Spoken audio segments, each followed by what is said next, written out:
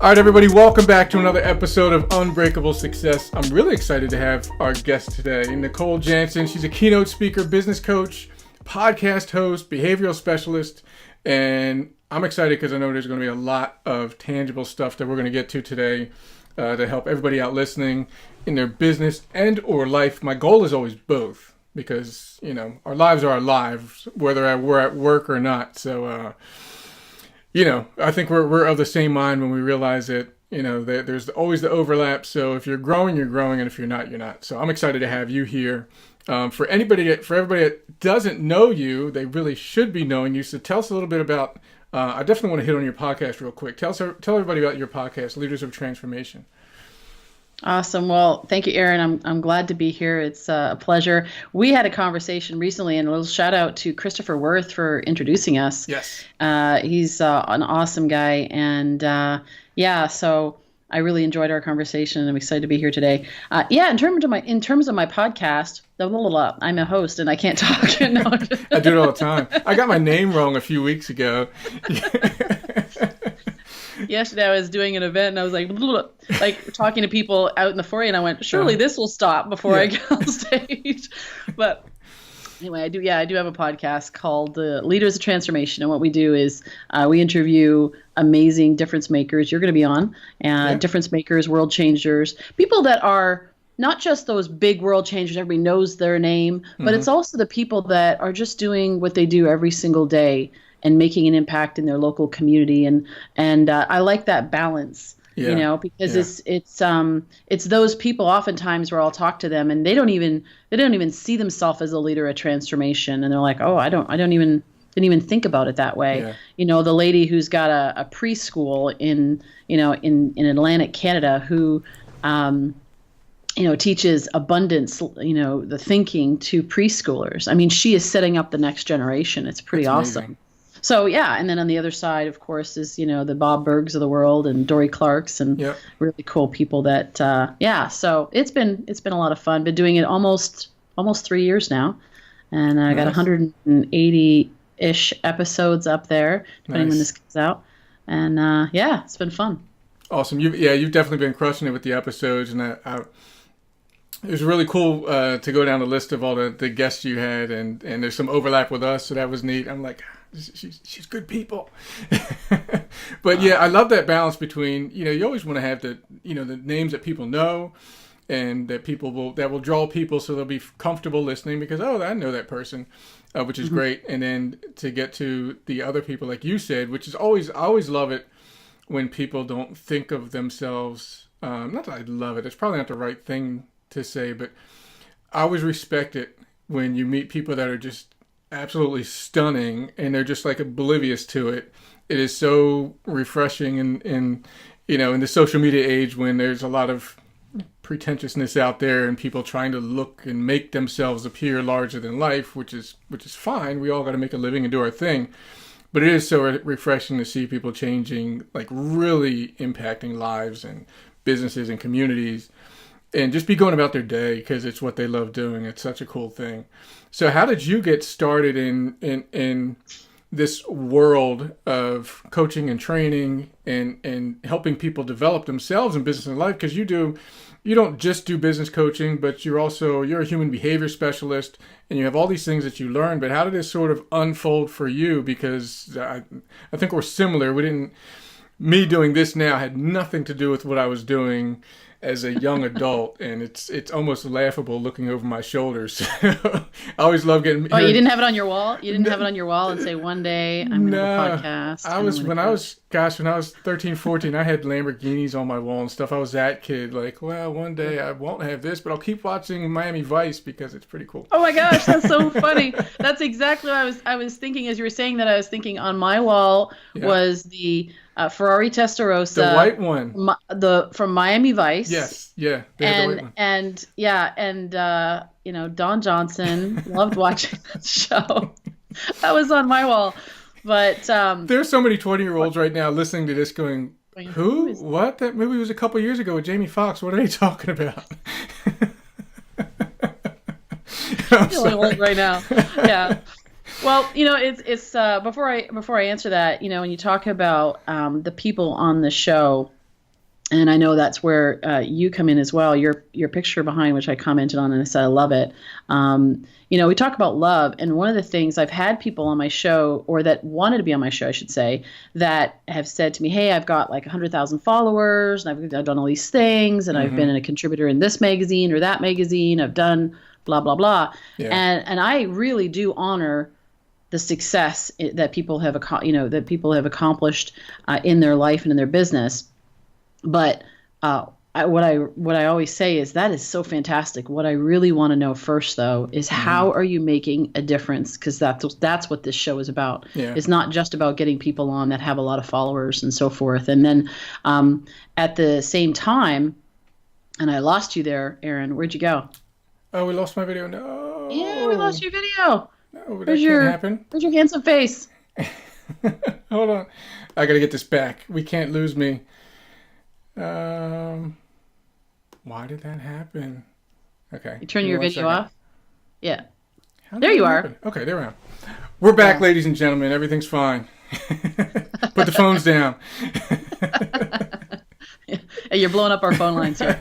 So, but yeah, so that's always really, really important. But to answer your question in terms of how I got into this, I would never have imagined. In fact, podcasting didn't exist when you and I were that age, putting things on our wall as a kid. But I actually got into entrepreneur coaching, business coaching, working with people, being a human behavior specialist, which that I know is on my LinkedIn. And it's funny because when I first put that on my card back in like 2005-ish, somewhere in there, when I launched Discover the Edge, and you talk to people at networking events, then you meet them, and then you hand them your card. They ask you, you can have your card, and they look like, she's a human behavior specialist. Have you been analyzing me this whole time? And it's like, no. You had that on your card in 2005. You got some looks, didn't you? Yeah, they were like, "What the heck?" And I was like, "Never mind." Well, because that was the designation that's what they called it when I got the training. So I was like, "Oh, I'll put this on my card." Yeah, and then I took it off quickly because it freaked people out. but anyway, I've been an entrepreneur for most of my life, and I actually just celebrated 30 years since I registered my first official business. Wow. And I started when I was 2, but and I just kind of backed into it. My parents were entrepreneurs. My dad owned garage businesses, franchises, and back in Canada where I'm from. And my mom worked in the business. My brother later on worked in the business. So we were all in that space, very young age. And then my parents started a network marketing business when I was 7, and then I worked with them, helped them. And I never really thought of myself as a coach or training or anything like that, because we were just doing what we were doing. Because later on, as I got more involved in that business and helped to grow that business, we developed a very successful organization, had business all over the world. And these people that were in the organization, they needed to start, like somebody, network marketing, right? You sign somebody up and they have big dreams and goals and they want to launch their business. And we treated it like a business. And so we taught people business principles, what it would take. You have a product, you have customers, how does that work, and build a team. And so we were teaching this day in, day out. And I never thought of it as, hey, I'm coaching people or I'm mentoring people. But of course, mindset, all of these issues show up in that space because, here they're doing something completely new. And, they don't know how to do it, or they're talking to their friends, especially back in the day. I joke about it saying you can sell Amway, you can sell anything. But, back in that day, people were like, what are you doing? Right? Now, network marketing, a lot of people do it. But back then, back in the old days when, you used to climb uphill, both ways. Back in those days, people, they were, they'd get all these crazy looks. Even still today, I'm sure that happens in network marketing. I don't build anymore, but so you'd have to deal with all of those, the rejection, the objections, the fear, and the doubt, and so forth. So I always melded those two together. So later on, after I left that industry and launched Discover the Edge, and thought, what am I going to do? Like, what kind of skill sets do I have?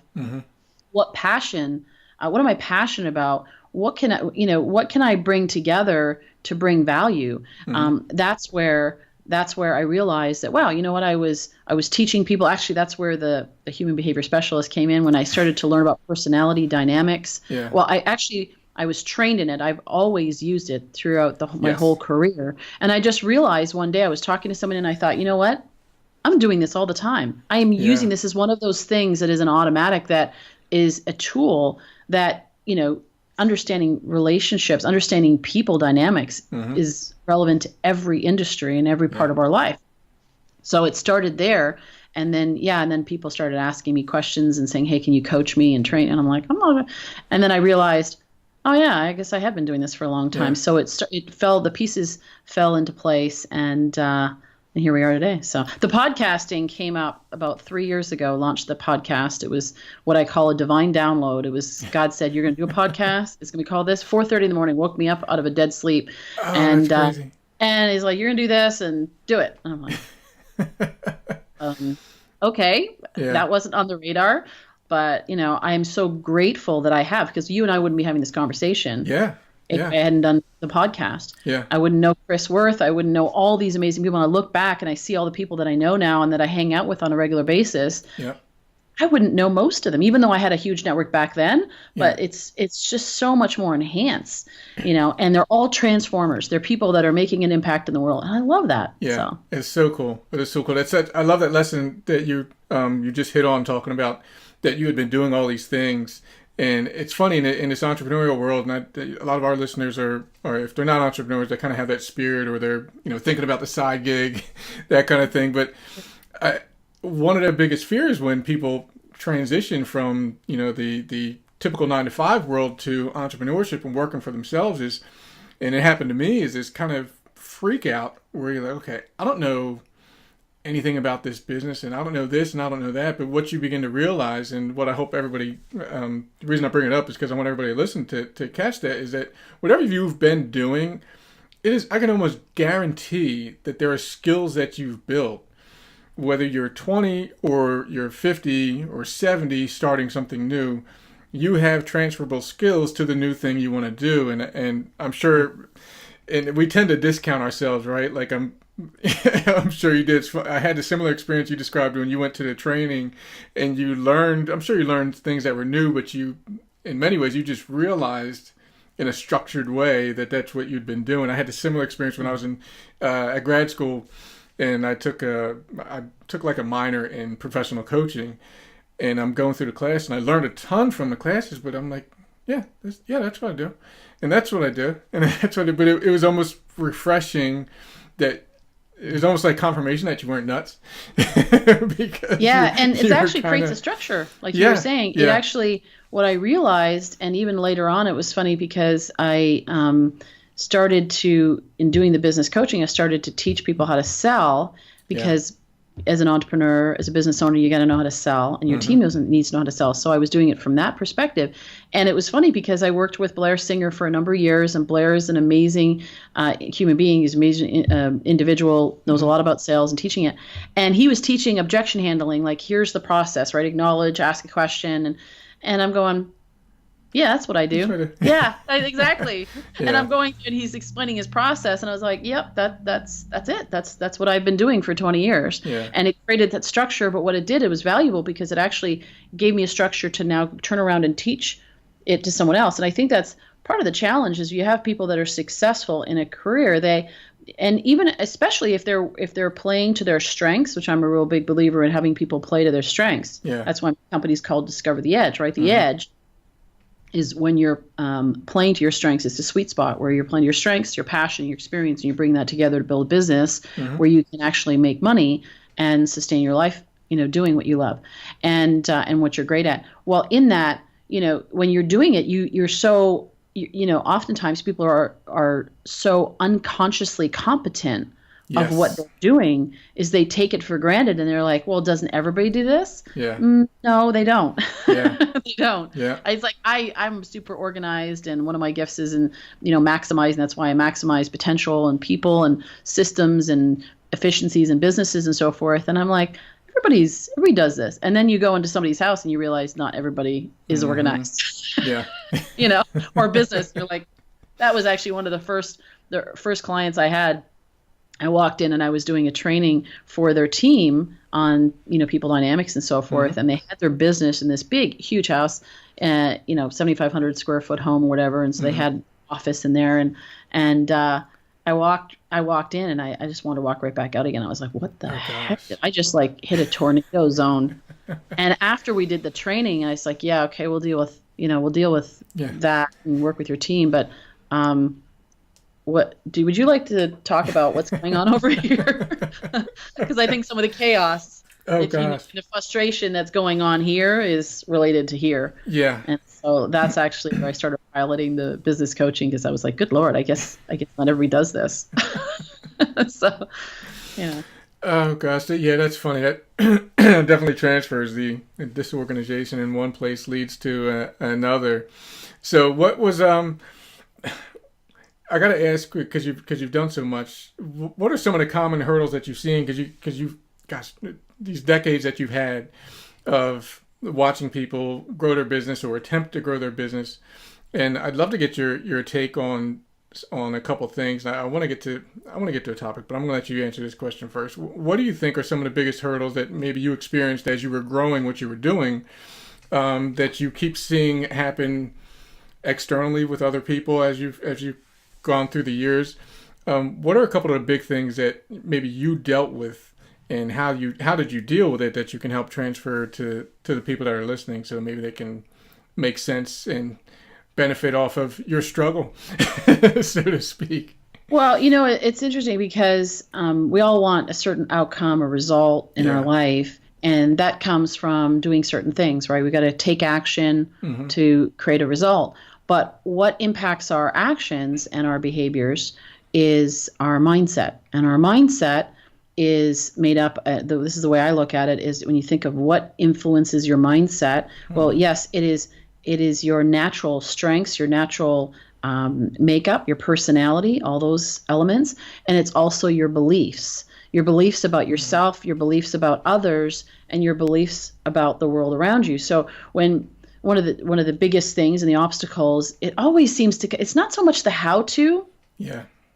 That stuff, you can figure that out, right? What holds us back, what held me back, what continues, it's like we have a comfort zone. We have a safe place, a life concept, right? And we say this is the way the world is. And oftentimes, it's quite limiting, right? It keeps us in this box. And so when you want to go out and do something new, then that's where the fear, the doubt, I'm not good enough, and all those conversations come up. And it's related to those belief systems. What do I believe about myself? What do I believe about others? And what do I believe about the world around me? So an example of that is, I don't know that I hear this all the time, right? I can't sell. I'm not a salesperson. I'm not a business person. I don't know how to do this, right? And it's interesting because my belief is that everybody is an entrepreneur. Now, some are going to own businesses, some are going to work inside a business, right?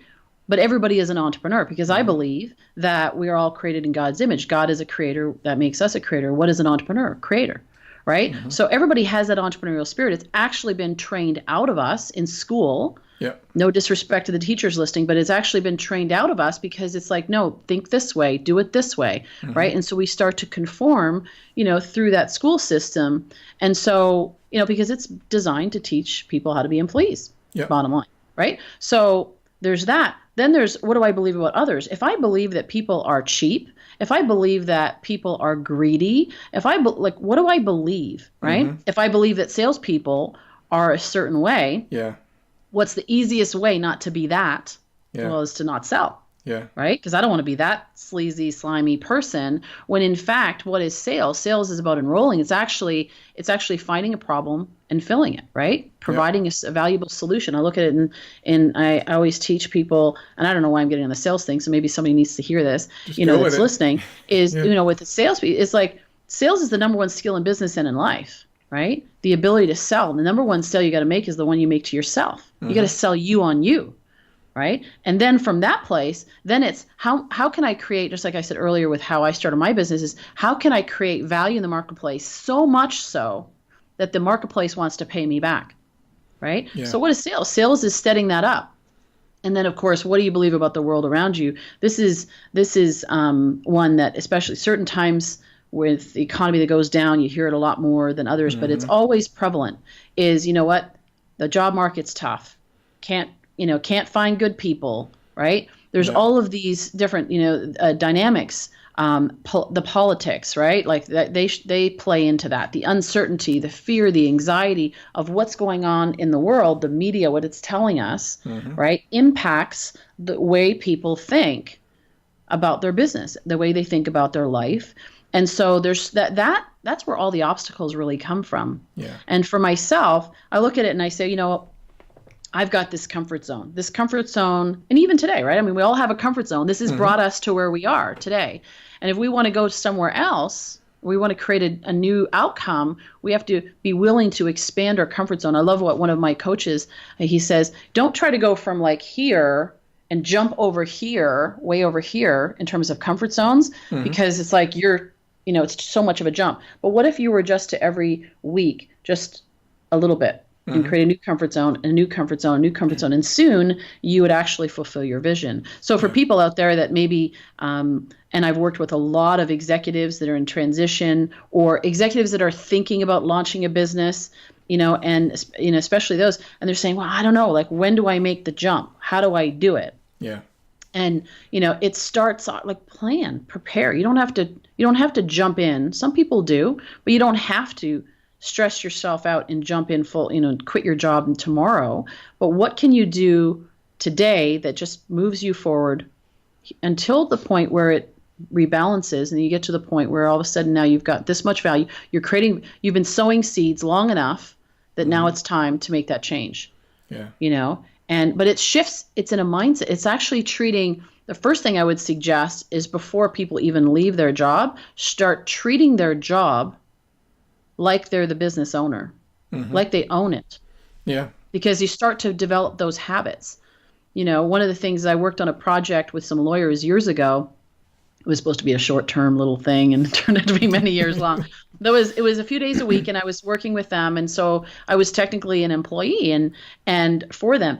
And I love working with them, very entrepreneurial and so forth. Had a great experience. In fact, during that time, they actually went to a large firm. So I had the opportunity. It was great for my later on doing the training and coaching, because I could understand the bureaucratic mindset, because I had actually experienced it. Yeah. But I had a unique experience where they're just like, just do what you need to do, and we don't even whatever, just do it. And so, but I had the skill sets from my business, and that's why they wanted me to work on this project. But why was I so successful there? Is because I treated it like my own. I treated those clients like they were my clients. If they were my clients, how would I have treated them? Now, I know they're not my clients. They're somebody else's clients. So there's obviously a line and respect there.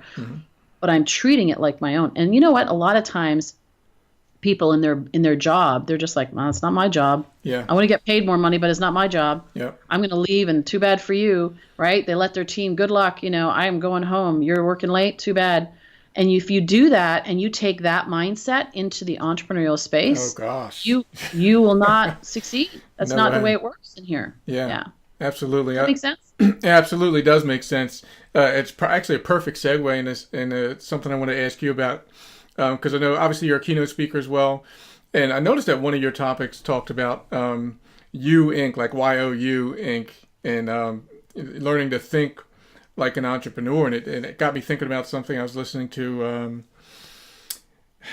Gary Vaynerchuk, who's not somebody I've followed much in many years, because he is his personality is so the opposite of me. He is so out there and so just full of real energy, and he's cursing all the time, so I always watched him like at a distance, like, one of those shows that'll be on TV that, it's not your thing to watch, but it is interesting for a second. And then you kind of blow by. But anyway, I've been listening to him more. But anyway, he said something a couple weeks ago. He probably said it a while ago, but I heard him say something the other day that has just been kind of grinding in the back of my head. And he was giving somebody advice, and he said, you need to start thinking of yourself as a media company. And he was just giving somebody some advice about how they should, what they need to do to expand. And it was somebody that was already successful. And he said, you really need to start thinking of yourself as a media company, like be the ESPN of your industry.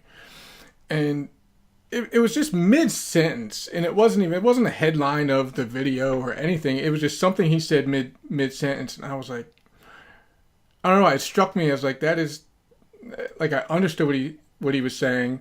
And it's not even the first time I've heard a sentiment like that, but just the way he put it made me really think, maybe really what it did was made me reflect on me. And like, okay, in my own business and what I'm doing and what I'm building and have been working on for years now, where am I failing in that? And of course, I came up with a laundry list of ways that I can improve on that sentiment. But when I saw it was really awesome when I was on your site before our interview today, and I saw that as in your keynote, as speaking about You Inc. and how to think like an entrepreneur. It reminded me of that sentiment, like treating you like your own company, which obviously an entrepreneur has their own company, but there's a difference when you think of yourself as a business or a small business or a company or an entrepreneur, and this is my nice safe little business that I'm going to have here. But you and I, you definitely know as well as I do that however big you're willing to think, you're not always going to get quite there. But man, if you allow yourself to expand and and use that mindset of You Inc. And I saw in your media kit you had INC as like all capital letters, and I was like, yes, I love that topic. Where did that come from for you? Because you created this as one of your talking topics. I'm curious to know where that came from and how you interpret or how you teach that in your keynotes. Well, yeah, great question. Actually, there's a guy who wrote a book many years ago, so I want to give credit to him. Mm-hmm. I heard him speak, and his book is called Burke Hedges, and his book is called You Inc. Okay. And be the CEO of your own life. And it really spoke to to my philosophy, like we were just talking about, is everybody is an entrepreneur. So it actually goes beyond even just that you own a business and now you are You Inc. Right. Or that you are your own media company. And that does speak to me, and even as a confirmation, from what Gary Vee said, because that's actually where I'm going, is looking to be that media, the ESPN of my industry, and to really expand that out. Well, it goes back to even like when you're working at a job, the reality is, even if somebody's an employee and works for someone else, mm-hmm. And this is how I also help people to transition from their mindset to go, these things are so different. I work for a company. It's so different than being in business for yourself. Yeah, there are a lot of distinctions, but fundamentally, you already own your own business over here. You just have one client, and that client determines it's on all or nothing, mm-hmm. right? So the difference, it bridges the gap for people in their viewpoint to say, oh, maybe it's not so big of a jump for me, right? Okay, rather than having one client that you have all your eggs in one basket, they pay your whole salary, or in that case, in a business, you wouldn't want to have one client. You would want to have multiple clients so that your revenue is coming from different sources. Mm-hmm. And I say, actually, people say, being a business owner is actually very risky. Well, I think this is risky over here because you have one client. If they fire you one day, you're going to lose 100% of your income, right? Yeah, you may go on EI or whatever, but you're going to lose that income, that client, one shot, mm-hmm. versus over here, if you had 10 clients, 20, 50 clients, you have a lot more. So maybe you lose 5% of your revenue and you can make mm-hmm. it back up again or whatever. You have this constant turn. So it's actually more than just even when you own a business. Everybody owns a business. And it's called You Inc. Everybody is their own company because you are representing yourself. Even somebody that goes for a job interview. And I've worked with people, like I said, executives in transition mm-hmm. who are looking to, some of them found themselves 55 years old and they're like, what am I going to do now? I want to get another job, but if that doesn't work out, and it may not, what else can I be doing? And so sometimes they're straddling that to see which opportunity is going to open up. And so as I've worked with them on when they go into the interview, is to consider that, number one, their resume is a marketing piece. Yeah. It's a sales piece. That's what you're doing. For sure. All you're doing is you're selling you. Yes. You're not selling a widget. You're not selling, cell phones or whatever. You're selling you. Mm-hmm. So it's the same thing. So it's like, look, you've been selling yourself or not mm-hmm. for a long time. All we're going to do is we're going to translate that over to now, how do you do it? How do you get more clients? And then, of course, we built the infrastructure behind it, if that makes sense. Absolutely. Yeah, I love it. It is so true. And everybody has their own brand. I mean, you can be an employee anywhere, whether it's Walmart or Goldman Sachs, it doesn't matter. Where I've been working in my organization for decades, and everybody, when you look at them, their personality, if you think of it in terms of branding. That's your brand. They have their personality, they have their reputation for their work ethic, their timing, their demeanor, the way they deal with the public, and all those things will transfer should they go somewhere else, because that brand will follow you. It's who you are. It's who you are. Like you said, your resume, the reputation, everything, all that stuff follows you. So, yeah, I think that is a brilliant thing, not just for entrepreneurs to think of you as, this is me.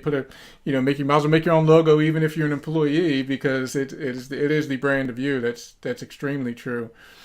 Well, and with that actually is, speaking of people, because you may have some people that are thinking about going from the job to the entrepreneurial space, another thing that they can be doing while they are still working at their job, if they haven't already, is build up your LinkedIn profile. Yeah. Right? I'm amazed. It's less and less now, but I'm amazed how few people actually, I've had executives that are like, oh, I never needed that. Now I'm out of a job, or now I want to start a business, and now I got to go figure out who have I met over the years, and are they on LinkedIn, and learn all that. Learn that now, because you're right. Everybody, your brand as a company is not your logo, although that's a visual of it, representation of it. But your brand is the brand experience. Starbucks. The reason why people go to Starbucks is because they know what they are going to expect at Starbucks. They go for the experience. Yeah. And so what is the experience? And even asking yourself, it's what's the experience that people are having with me? And that goes back to treating it, even in your job, treating it, if I was in business and I saw myself as You Inc. and owning my own company, what is it that I'm putting out there to the people that I'm working with? Because they may be your future clients one day.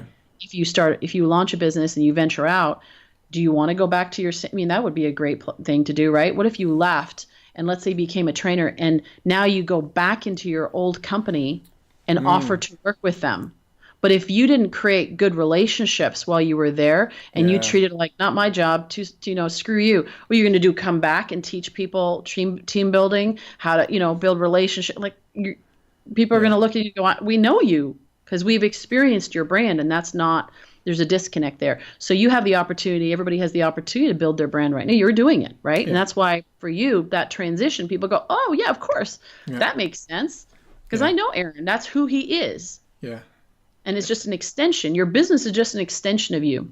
Yeah. And it's so true. And it's funny because in so many ways it is, if we really break it down, it can be so simple, right? Because it's a values thing. It's a character issue. If you're an employee somewhere and I always say, everybody who went to a job interview is bragging about how great they're going to be and how hard they're going to work. And then later, some people kind of go off the deep end and say, okay, now that I pulled off that scam in that interview, I'm just going to sit back and do the minimum. But really, if it's a value thing, if we are honest with ourselves and say, okay, what's really important to me? Is it being honest? Is it, holding myself to higher standards than most people do, and really putting out the best performance that I can put out, whether I'm actually enjoying what I'm doing or not. That's a matter of character and values, and that is what's remembered, right? It's definitely and that's actually integrity, and it's integrity, yes. Right? This goes back to being in integrity with others, but also being in integrity with yourself, right? Yeah. So if I go into an interview and let's say I sell myself and I tell them how good I am, and then later on, as I get the job, now I'm going to do as little as possible to not get fired. And if I do that, then I'm actually gypping them, right? Yeah. But I'm also gypping myself, and my confidence goes down because I know that I'm full of it. I know that I'm not playing to my highest potential. And so when people have, how is the best way to build your confidence is operate from excellence, right? Is to do everything you do with the best, the best you possibly can. And that's going to look different every day. Some days it's going to be, it's the best you in that moment. So there's, sometimes people say, you want to do better every day. And I believe in that, where you're constantly stretching yourself to be better. But some days, just you're just more on it than others, and give yourself some slack. But, from that standpoint, you give yourself some credit for just always doing the best you can possibly do in that moment. And setting yourself up to be able to do that, which is, of course, your daily habits and all those things that can set you up for excellence. But yes, set yourself up for excellence, because as you do that, then you're going to feel more confident. People are going to feel more confident. You're going to be in integrity, and it'll be much easier to make that transition. And it may be, that maybe all of a sudden you get a promotion, or people see that.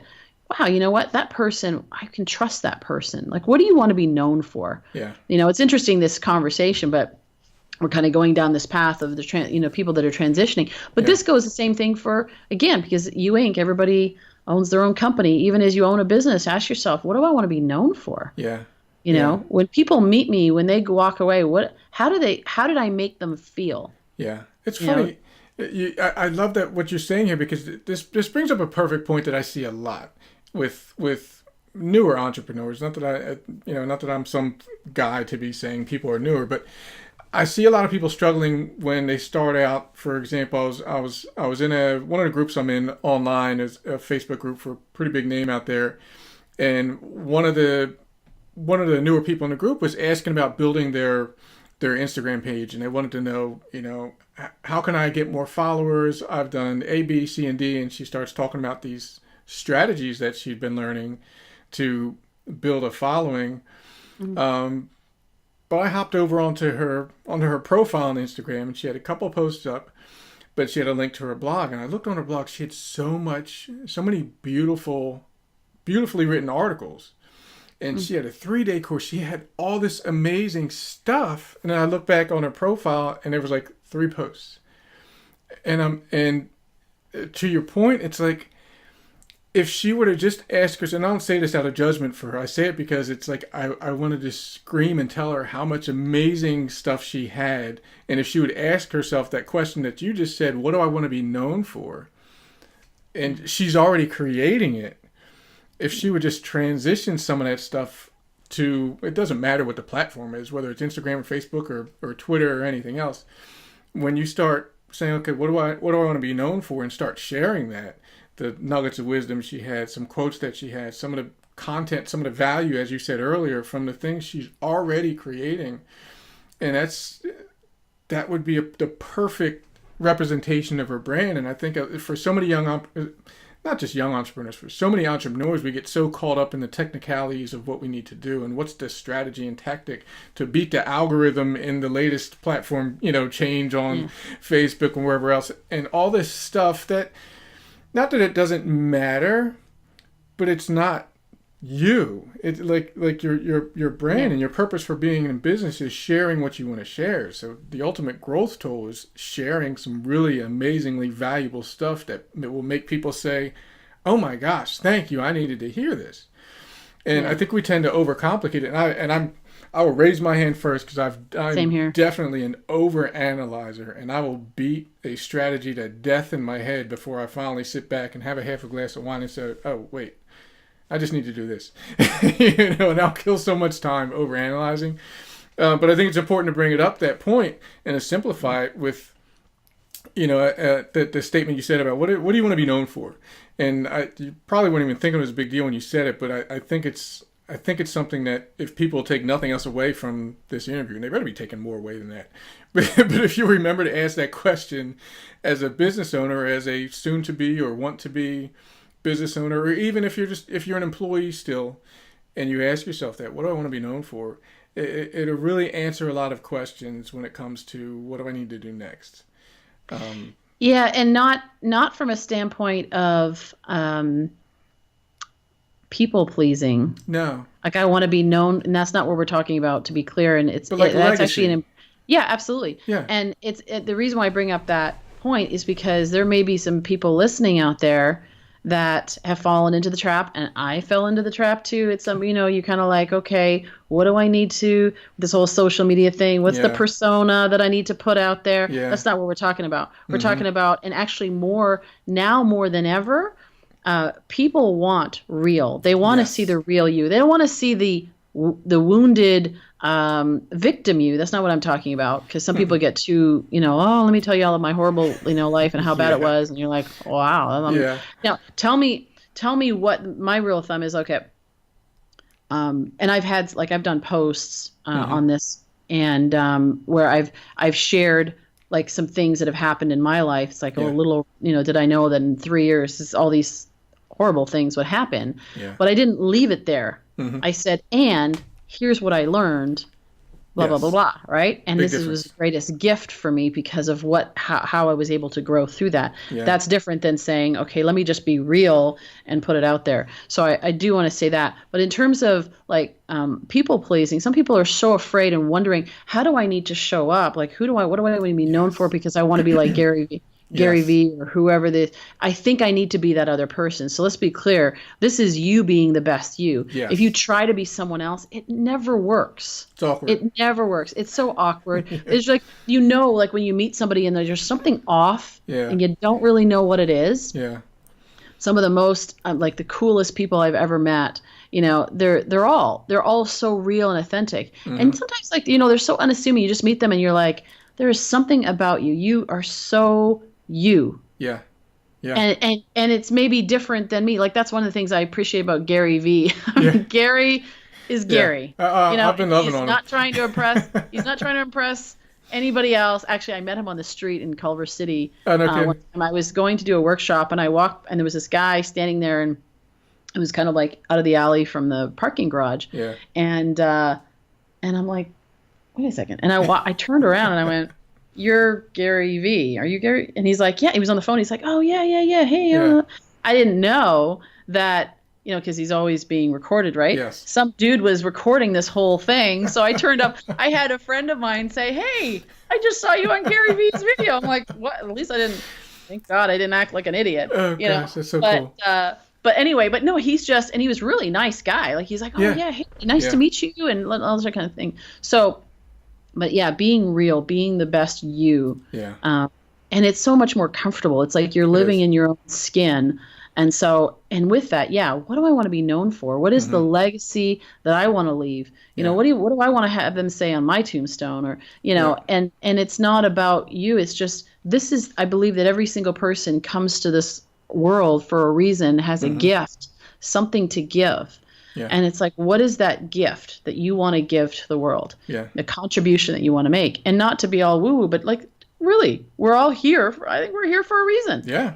Absolutely. I have to believe that. Otherwise, what are we? We're just. You don't want to go down that rabbit hole. No, like, okay, random, No, but I mean, we are all here for a reason, and just live that out. And that's where core values, one of the greatest exercises for someone to go through is to really understand, what are my core values? You already have them. Just recognizing, when you recognize what they are. For me, even when I was starting to Discover the Edge, and I was asking myself, what are the skill sets? And that's a starting point when I'm working with people, is if they don't know, is to identify, what are your strengths? What is your passion? What are your passions? What is your what experience do you have, so that you can differentiate what makes you you? And then, because sometimes we're so unaware of it, like we were talking earlier, you're so unaware of it. If you're unaware of it, it's hard to market it. It's hard to communicate it intentionally, like this lady that you're talking about. Like, she doesn't even know how much value she has. Yeah, so she doesn't know that, wow, the gift is in those blogs. Yes. And you don't have to complicate it. Just take some excerpts out there, put it on Instagram, you're ready, you're off to the races. So understanding, knowing, being aware, that's where self-awareness comes in. Being aware of yourself, knowing who you are and what you want to bring to the world. And so you're being intentional with that. As soon as I understood, like even I said earlier, my strength as a maximizer, it's like, oh yeah, I guess I do have that, right? Futuristic, maximizer, achiever, belief, and ideation. I'm like, yeah, you know what? Yeah, that makes sense. That's from the StrengthsFinder 2.0 assessment, which is a book, and then you can do the assessment if anybody's wondering where that comes from. And so I get top 5 themes of talent. I'm like, wow, you know what? That's really cool. Now I can be intentional about it. Now I can say, yeah, you know what? I do have this futuristic strength where I see trends and I see what's coming, and I use it in my own business, but I also use it when I'm working with clients to see what's ahead and how they can maximize those opportunities and trends, what's happening out there. So if I know that, I can actually use it even more. It's like if I know I have a tool in my toolbox, I can actually use it more effectively. So, yeah. It's so cool because the bonus is to the point about being real and being authentic, and how it's so obvious when people aren't anymore, which is why it's cool. Like, I love that we have people like Gary, not to harp on him again, but people like that, and seeing how freaking consistent they are. Like, he's consistently that dude. Yeah. All the time. Unapologetically. This is who I am. Yeah. But that's why people like you and I, who aren't necessarily, we don't behave, our mannerisms aren't the same, but we appreciate it. Like, that dude's being that dude. We all have the crazy uncle or something like that, and we love them because they're just them. But it simplifies us if we want to look at it from a business standpoint. It makes it so much easier. Because one of the toughest things I see people struggle with is, there's so much to do, and I got to put something on YouTube, and I got to make a podcast, or I got to start a podcast, or I got to write a blog, and I don't know what to talk about. But if you're just being you, and like you said, if you're finding your strengths, your core values, and you know what your jam is, then just do your thing. What would you normally talk about it? Whether you video it or audio record it or type it, whatever you feel like doing. Ideally, if you want to be the ESPN of your industry, you'll do all the above and just splice it out everywhere. But it makes it so much simpler when you find out what your strengths are. I'm definitely going to link up that your suggested book. You said StrengthsFinder 2.0? Yes, it's from Gallup organization. Great book. Cool. Mm-hmm. I'll make sure I link that up. But it's so much simpler when you know what your thing is and you're just real about it and not trying to be someone else. Can you imagine if I tried to be Gary V? Like, I'm the most laid back dude out there. I just started dropping F-bombs and yelling. Your friends would be like, what the hell just happened? I would fall asleep in 20 seconds. I just wouldn't be, my energy would be gone. You'd wear yourself out. I would just wear myself out. Yeah. But it's so cool. I mean, I'm joking, but I'm serious that it really, if we're willing to be authentic, that's why I lead these interviews, and I'm so much fuller of energy when I'm done, because I love it. It perks me up because this is what I enjoy doing, and I'm sure you feel the same way. You wouldn't have lasted decades in business and doing what you're doing. It's your thing. You love doing it, and that's what gives us energy. It's interesting that you say that, because there was a while where I thought it was a product, and I thought, oh, well, it's maybe I'm excited about this, or maybe I'm excited about that, and I use a number of assessment tools. So I use DISC and Kolbe, and then I'll utilize that StrengthsFinder. Yep. And in Kolbe, in that assessment tool, it talks about like fact finder, follow through, quick start, implementer, and so the which is like more tactile, and the quick start. So like I'm a really high quick start. Really? And so like from 0 to 10, I'm a 9, right? Wow. So I'm like all excited about something, and then it's like it's got to go, right? Otherwise I'll get bored, and okay, what's the next thing? But that's why the strategy, that's why it all ties in together. Well, when I started out my career, I started selling fax machines back. I was 16 years old. So when I was 16, 17 years old, I was selling fax machines. Short stint, didn't really realize I wasn't excited about that. Went to something else. And then eventually I realized, that the thing that I was passionate about wasn't the products themselves, it was the business. And so to your point, when you discover and you realize this is the thing that I always like talking about, I like reading about, it's really about, for me, it's actually even deeper than the entrepreneur, the business world. It's actually, because I'm not really hey, let's watch, and listen to the financial post or read the financial post so much, but it's actually human potential underneath that. Yeah. That's what really gets me. Yeah. And everybody has that. Something that they just naturally is just always interested in, Yeah. and do do that. Do you? Yeah, You know, do more of it. You Inc. Do you? Yes. Yep. There you go. Find a way to monetize it. There's always a way Yes. these days. That's important. And, Yes. Yeah. And do your thing. Yeah, for sure. Listen, I want to be respectful of your time here. But I definitely want to hit you with a few questions if I can. Sure. Before we finish today, I would love to know something that you've been, either a thing you've been working on, something you've been doing, whether it's a habit or an app or a product or something you've been doing that's really working for you in your business or personal life that you can share with everybody that they can maybe take advantage of. So like a tool, like when you said an app, like a tool that I use in my own life. Yeah. So doesn't have to be an app. Could be a habit. Could be anything. Yeah, it could be something but it's something that I use in my own life. Yeah. For me, I call it the winning strategy, right? When I do these things, life works. When I don't do these things, life doesn't work. It might work for a few days or a week, but then it starts to slide off. And one of the biggest things that I do, which I would encourage everyone, especially nowadays with all of the information that's coming at us constantly, is to ground yourself. Yeah. And just get quiet. Spend a few minutes every single day. If I don't do that, I get a little cranky because I'm just like, okay, enough already. I love people, and I love information. I love learning. But it's in those still, those quiet moments that I get clear. And then that's where the divine downloads come. That's why it comes at 4:30 in the morning. People wonder, why is it that I always get these great ideas early in the morning? Yeah. It's because you've had that silence. Yeah. And so creating that silence every day has been very powerful. And as I said, when I don't do it, then, it doesn't work. And, you may coordinate that with going to the gym, going for a walk, physical activity. People have families, they're busy, they got kids, and, they don't have a lot of time, but you can actually incorporate multiple things together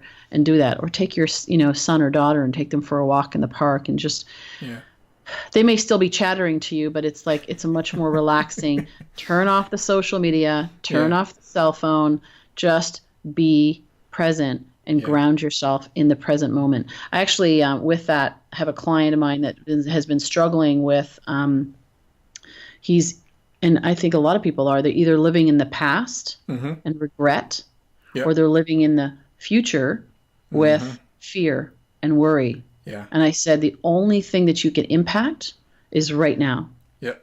You can't do anything about what happened. You can learn from it, but you can't do anything to change it. You can't actually even do anything about the future, really.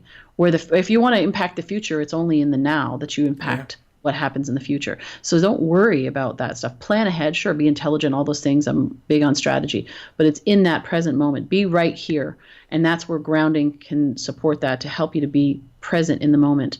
It's the art of presence, right? Being present with yourself. Yep. And being able to be present with others. And then you're also present with the opportunities that are around you. And it's most of the opportunities we're looking for are already there. They're already around us. Yeah. We just don't see them because we're too busy with all this information overload that we can't see what's around us. Yeah, now, that gets my unanimous vote for that one, that practicing calm, because I discovered, well, I didn't discover meditation, but apparently somebody was doing it before. but I actually started doing it as a practice, 4 or 5 years ago now, and world changing, completely world changing. And it's funny, I was smiling when you said, if you miss it, if you don't have that take that time to be grounded, you feel it. I mean, if I skip a day of that quiet meditation, I'm not in sweat houses or anything doing it. But I make sure I take that time during the day, and it makes a huge difference because we only get good at what we practice, and if we don't practice being calm, how do we expect to be calm, especially when there's chaos going on?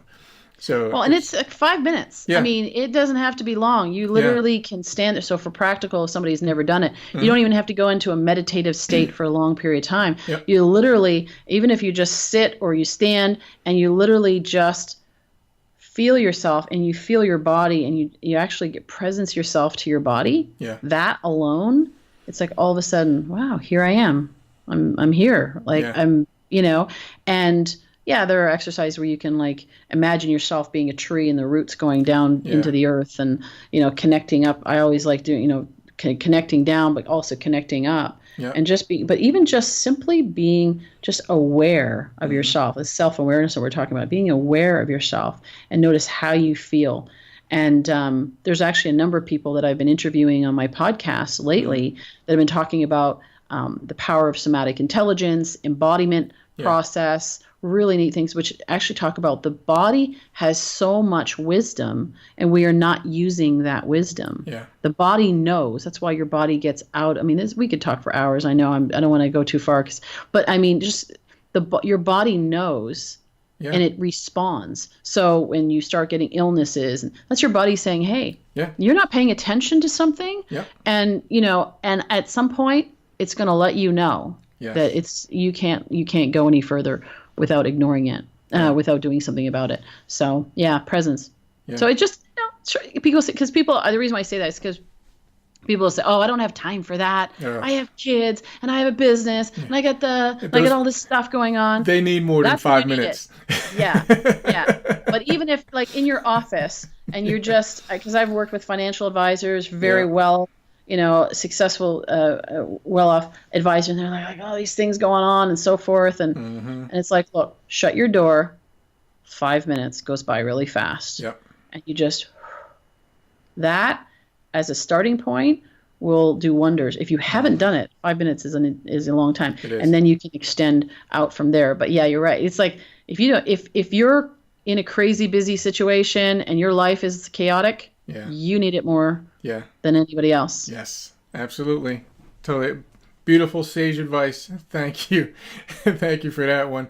One other thing I have to know, and you got to share, what's next on the horizon for Nicole Jansen? What's next? Something big that you're looking forward to? I know, when I mentioned the ESPN thing that Gary was talking about, I saw you kind of light up like, I got some things going on, people. Tell us what's next on the horizon for you that we can look forward to. And, there's plenty of reasons to follow you, but now we have a bonus reasons for people to keep an eye on you and make sure to subscribe to you and what you're up to. Well, thank you. Well, so yes, I do have, and I'm looking over here because I've got my notes. I was just working on it even before. My notes. But it's the Leaders of Transformation to me is much more than a podcast. And when I had this inspiration, I realized very quickly that it was more than that. It really was about connecting the difference makers and the world changers so that we could literally change the conversation out there, from this scarcity, me conversation, competitive, to a we conversation. That's going to look different in different arenas. But ultimately, and you love, right? Your sign behind you. That's like, to me, love God, love one another. This is real simple.